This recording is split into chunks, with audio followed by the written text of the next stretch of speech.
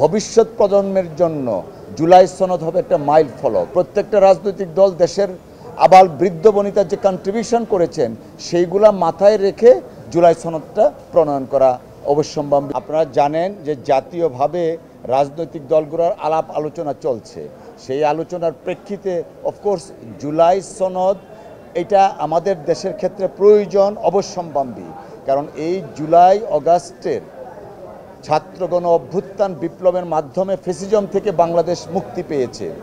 ইতিহাসের এই জুলাই সনদের ভবিষ্যৎ প্রজন্মের জন্য জুলাই সনদ হবে একটা মাইল ফলক এবং ভবিষ্যতে কোনো ফ্যাসিজম যাতে মাথাচাড়া তো দূরের কথা, ফ্যাসিজমের কথা চিন্তা না করতে পারে সেই বিষয়গুলা জুলাই সনদে অন্তর্ভুক্ত রেখে জুলাই সনদটা যার যার অবস্থান থেকে প্রত্যেকটা রাজনৈতিক দল দেশের আবাল বৃদ্ধ বনিতার যে কন্ট্রিবিউশন করেছেন সেইগুলা মাথায় রেখে জুলাই সনদটা প্রণয়ন করা অবশ্যম্ভাবী বা উচিত বলে আমরা মনে করি।